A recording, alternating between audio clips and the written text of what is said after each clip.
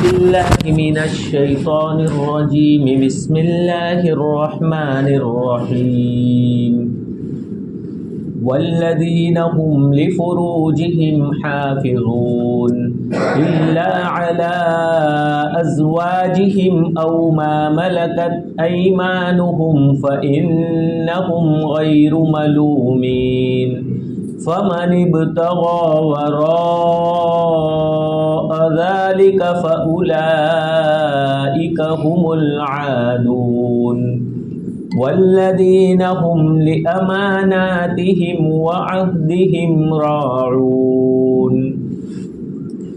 اور وہ لوگ ایسے ہیں جو اپنی شرمگاہوں کی حفاظت کرتے ہیں مگر اپنی بیویوں پر یا ان عورتوں پر کہ جن کے ہاتھ ان کے مالک ہے، بس اس میں وہ ان پر کوئی ملامت نہیں ہے.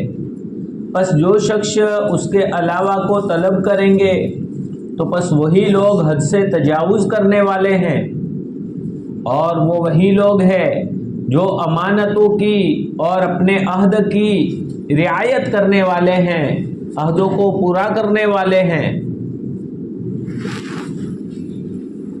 اللہ سبحانہ و تعالیٰ نے انسان کی ایک خصلت ہلوعہ ذکر فرمائی تھی کہ وہ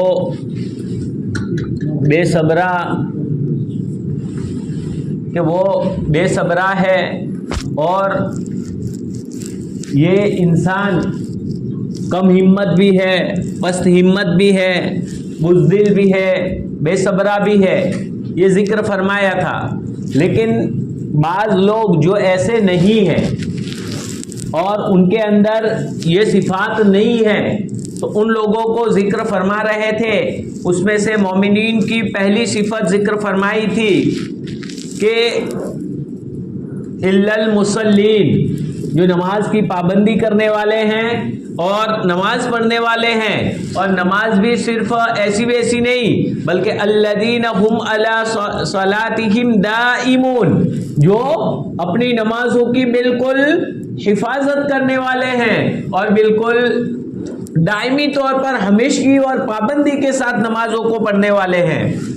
اور پھر دوسری صفت ذکر فرمائی تھی کہ جن کے مال کے اندر مانگنے والے اور سوال سے بچنے والوں کے لیے متعین حق ہے، یعنی گویا وہ نماز بھی پڑھتے ہیں، بدنی عبادات بھی کرتے ہیں اور مال خرچ کرتے ہیں، یعنی مالی عبادات بھی کرتے ہیں.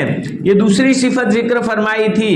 اور تیسری صفت کہ وہ لوگ آخرت کے دن کی تصدیق کرتے ہیں، اس پر یقین رکھتے ہیں، یہ تیسری صفت ذکر فرمائی تھی. اور چوتھی صفت کہ وہ اپنے رب کے عذاب سے ڈرنے والے ہیں، وہ لوگ بزدل نہیں ہیں اور وہ لوگ بے صبرے اور ایسے بھی نہیں ہیں، وہ ہلو والی صفت والے نہیں ہیں. اور پھر ان کی آگے دوسری صفت ذکر فرما رہے ہیں کہ وہ لوگ ایسے ہیں، یعنی متقین اور نیک مسلمان، کہ جو اپنی شرمگاہوں کی حفاظت کرنے والے ہیں، اپنی شرمگاہوں کی حفاظت کرنے والے ہیں. شرمگاہ کی حفاظت کرنا، بدکاری سے بچنا، زناکاری سے بچنا، شریعت مطہرہ نے اس پر بہت زور دیا ہے. قرآن کریم نے بھی اس پر بہت سختی کے ساتھ ایک جگہ ارشاد فرمایا لا تقربوا الزنا، زنا مت کرو نہیں، زنا سے قریب بھی مت جاؤ. یعنی ہر ایسی چیز جو تمہیں زنا میں مبتلا کرنے والی ہے، ایسی چیزوں کے پاس بھی مت پھٹکو، دور رہو اس سے. اور اس سے بچنے کے بارے میں کتنی بڑی فضیلت اللہ کے نبی صلی اللہ علیہ وسلم نے ایک حدیث مبارکہ میں ذکر فرمایا کہ تم میرے لیے دو چیزوں کے ضامن بن جاؤ.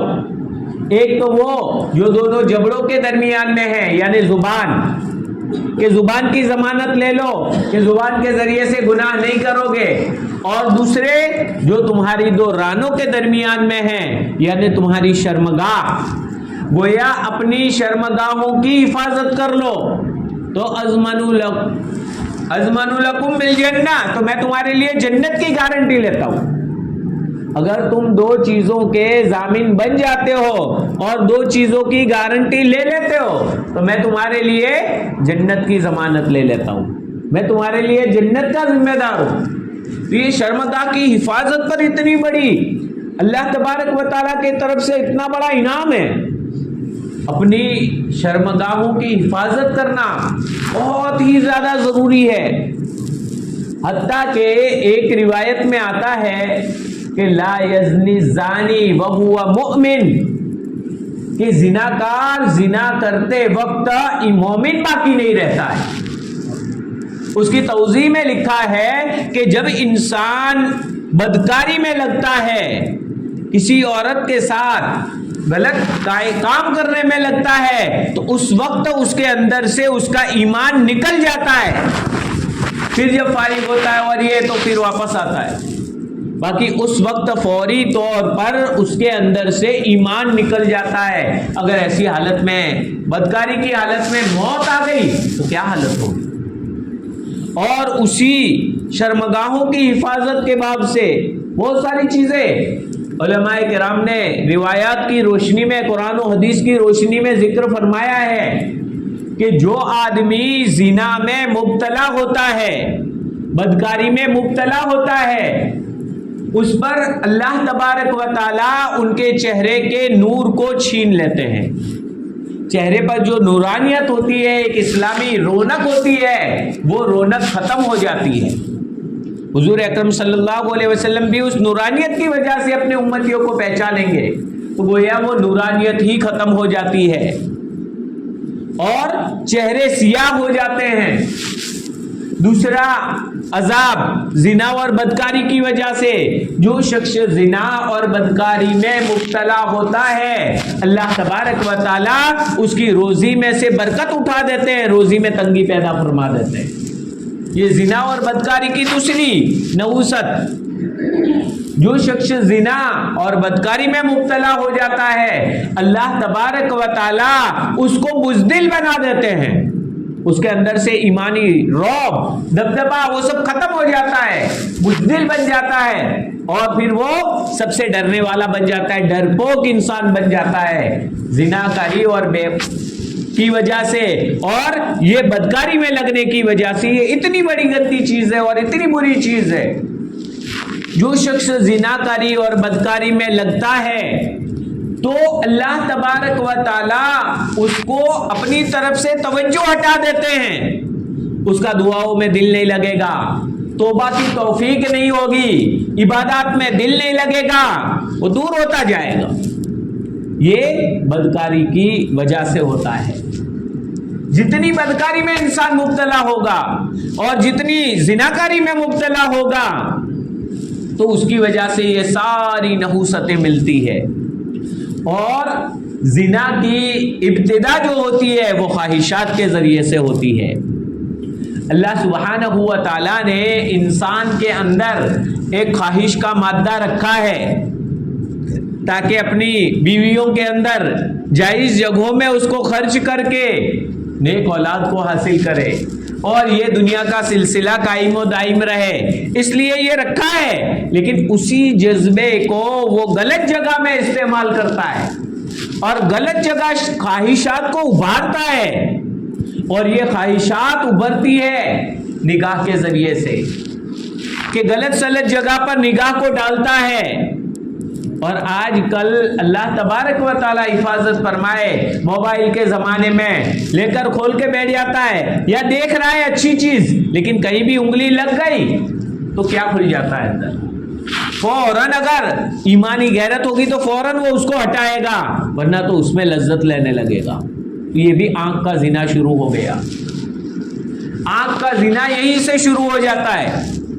تو انسان گویا آنکھ کے زنا میں مبتلا ہو جاتا ہے. دیکھیے، آنکھ کی حفاظت کرنا اس کی وجہ سے ایمانی حلاوت نصیب ہوتی ہے. اگر کوئی آدمی بازار گیا، بازار کے اندر اس کی نظر کہیں غلط جگہ پر عورتوں پر پڑ گئی تو فوراً وہ اپنی نظروں کو جھکا لیتا ہے، میرا اللہ مجھے دیکھ رہا ہے. تو اس کی وجہ سے اس کے دل میں ایمانی حلاوت پیدا ہوگی. اس کو عبادتوں میں لذت آئے گی، عبادتوں میں مزہ آئے گا، اس کے اندر ایمانی حلاوت تازہ ہو جائے گی. تو اسی سے اگر سمجھا جائے کہ جو شخص بد نظری میں مبتلا ہوتا ہے تو اس کی ایمانی حلاوت ختم ہو جائے گی. پھر کہتے ہیں عبادتوں میں مزہ نہیں آتا، عبادتوں کا لطف ختم ہو گیا. ہم عبادت کرتے ہیں، نماز پڑھتے ہیں، دل نہیں لگتا، ہمیں اس میں مزہ نہیں آتا. کہاں سے مزہ آئے گا؟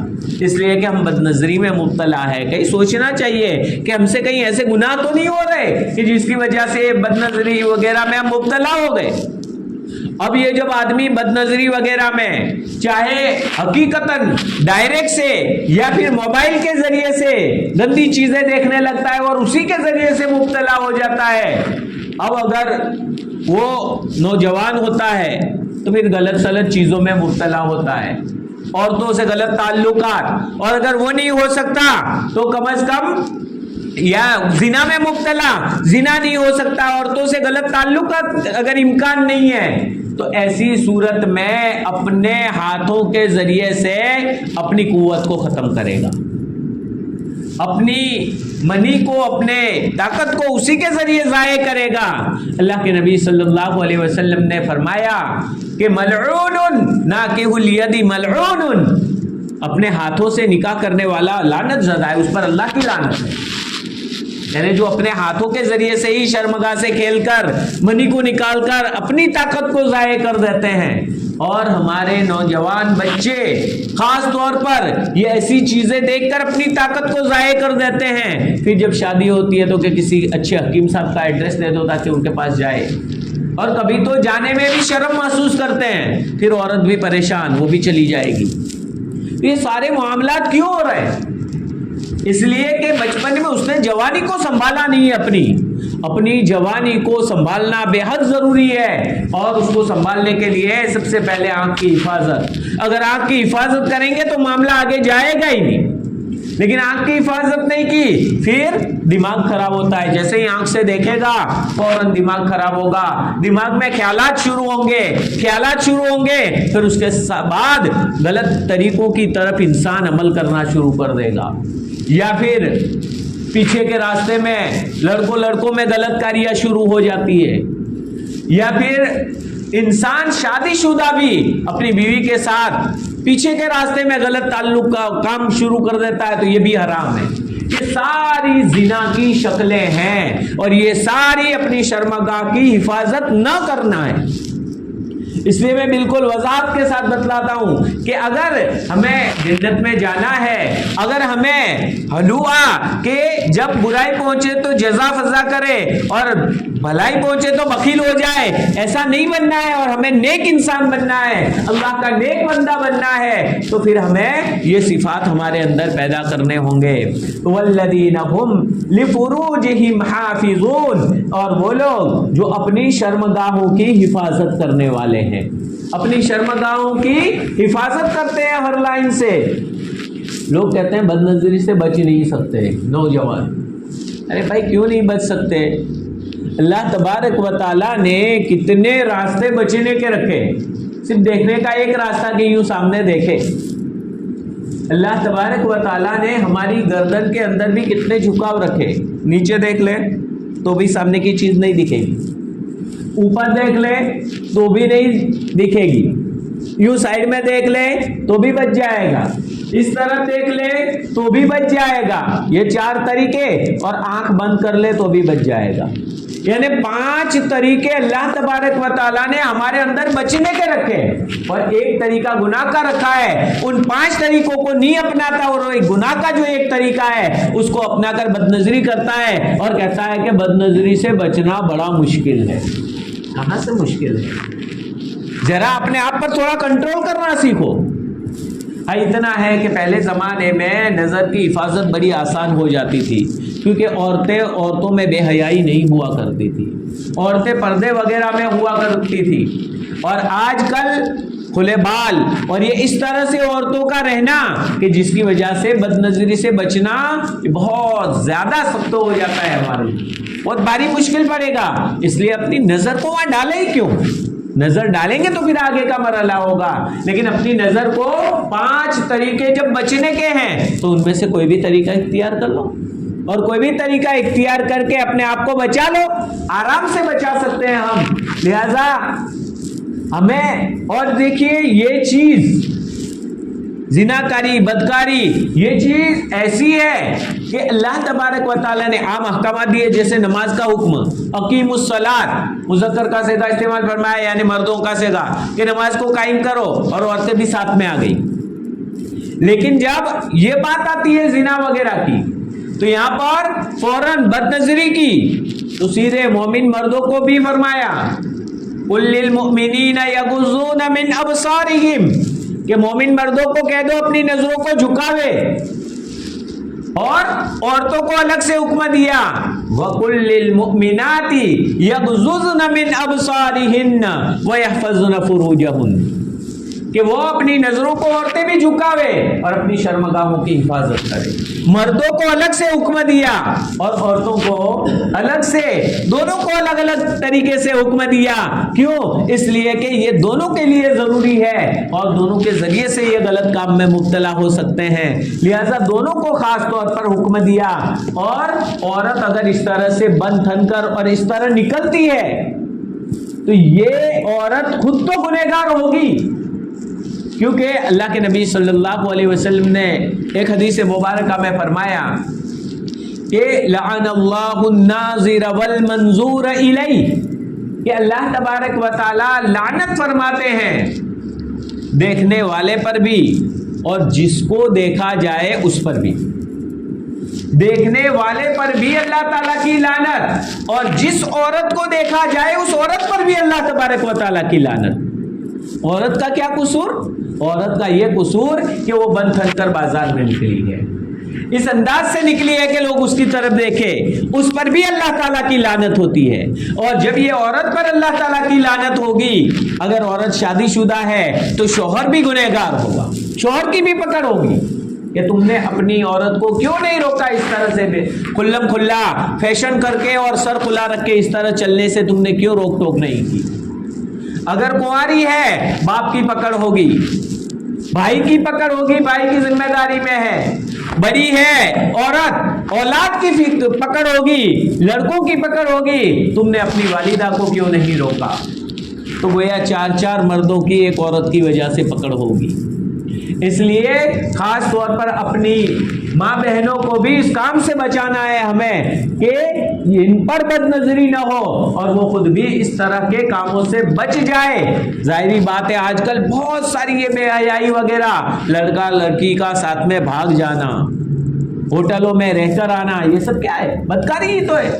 وہ بدکاری کر کے اس طرح سے آتے ہیں. تو اب یہ زناکاری اور بدکاری, گھر میں ایسی تربیت کرو, ان پر ہماری نظر ہونی چاہیے, نگاہ ہونی چاہیے, ہر اعتبار سے ہمیں خیال رکھنا چاہیے. موبائل کے اندر کیا دیکھتے ہیں ہماری نظر میں ہونا چاہیے. تو یہ ساری چیزوں کو اگر ہم دھیان میں لیں گے تب جا کر ہم اپنے معاشرے کو بچا سکتے ہیں, اپنے گھر کو تباہی سے بچا سکتے ہیں.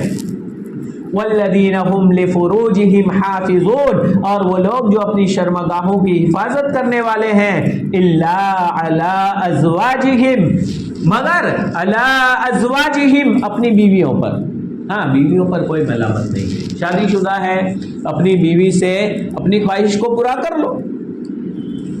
حضور اکرم صلی اللہ علیہ وسلم نے ایک روایت کے اندر بتلایا کہ اگر کوئی شخص کہیں جا رہا ہو, اس کی نظر کہیں جگہ پڑ جاوے, اس کو وہ کوئی عورت اچھی لگے, فوراً نگاہ کو ہٹا لے, اپنے گھر آ جاوے, اپنی بیوی کے ساتھ خواہش پوری کر لے اپنی, اس لیے کہ اس عورت کے پاس جو ہے اپنی بیوی کے پاس بھی ہے.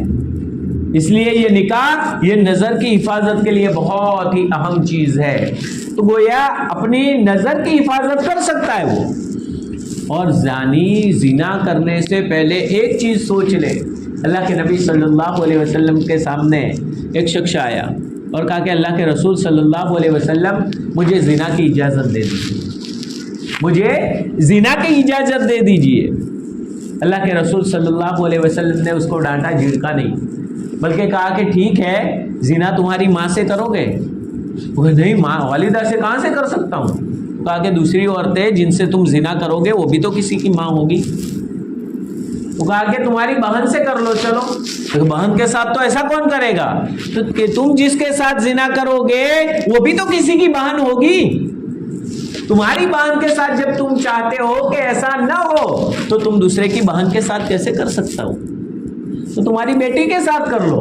کہا کہ نہیں بیٹی کے ساتھ کیسے کر سکتا ہوں؟ تو کہا کہ وہ جس کے ساتھ تم زنا کے بارے میں سوچ رہے ہو وہ بھی تو کسی کی بیٹی ہوگی، کسی کی بیٹی ہوگی، کسی کی بہن ہوگی، کسی کی بیوی ہوگی. جب تم اپنی بہن، اپنی بیٹی اور اپنی ماں کے ساتھ نہیں چاہتے ہو ایسا کام، تو پھر تم دوسروں کی ماں بہن بیٹیوں کے ساتھ ایسا کام کیسے کر سکتے ہو؟ اللہ کے رسول صلی اللہ علیہ وسلم نے دعا فرمائی اور اس کے بعد سے کبھی بھی زنا کا خیال تک دل میں نہیں آیا. اللہ کے نبی صلی اللہ علیہ وسلم نے فرمایا عفو تعفو نساؤکم، کہ تم پاک دامن رہو تمہاری عورتیں بھی پاک دامن رہے گی. کہتے ہیں ہماری لڑکیاں ایسی کیوں ہو جاتی ہے، ہمارے گھر میں ایسا کیوں ہو جاتا ہے، ہماری بیویاں ایسا کیوں ہو جاتی ہے؟ ارے بھائی بیویاں غلط کاری میں مبتلا ہوگی اس لیے کہ تم پاک دامن نہیں رہتے. عفو، اللہ کے نبی صلی اللہ علیہ وسلم کیا فرماتے؟ تم پاک دامن رہو. تعفو نساؤکم، تمہاری عورتیں پاک دامن رہے گی. جیسا ہم کریں گے ویسا ہماری عورتوں کے ساتھ بھی معاملہ ہوگا. اس لیے شرمگاہ کی حفاظت کے لیے خود ہمیں بھی پاک دامن بننا پڑے گا تو ہمارا گھر، ہمارا معاشرہ اور ہماری عورتیں بھی سدھرے گی.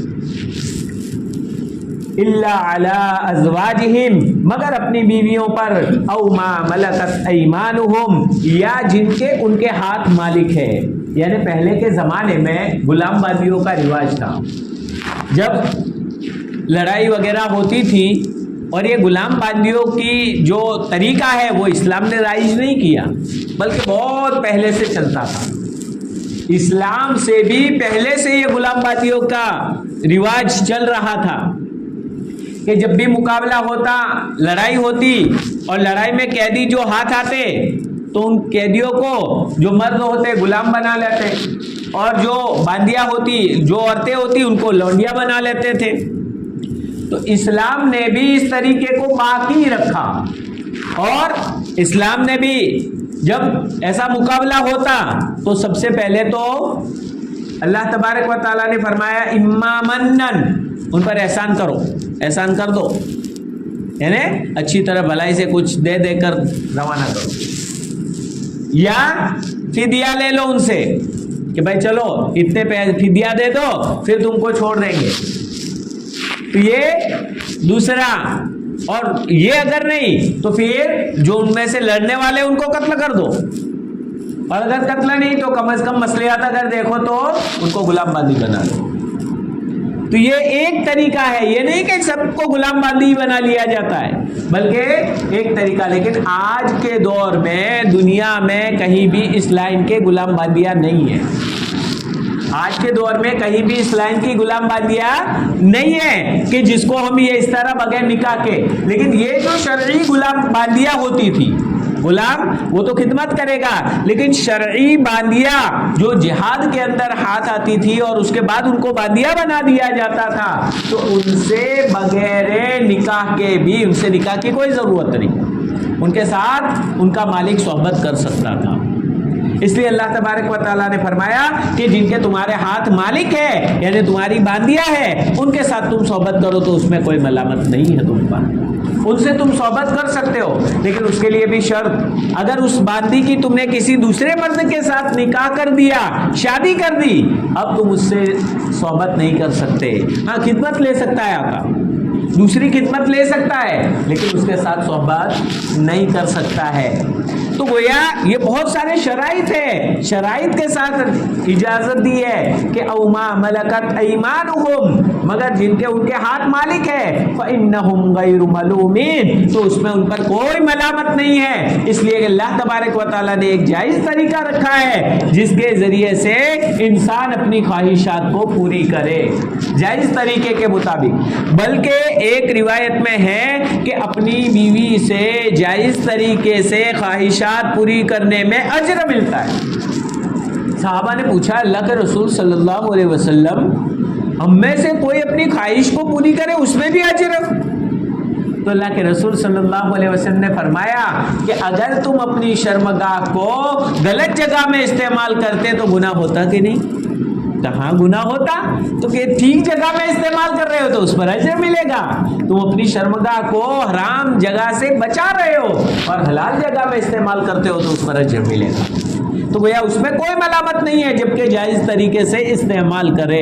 اللہ تبارک و تعالی ہم تمام کو اپنی شرمگاہوں کی حفاظت کرنے کی توفیق عنایت فرمائے اور بے حیائی، زناکاری اور زنا کی طرف لے جانے والی چیزوں سے اللہ تبارک و تعالی ہماری حفاظت فرمائے.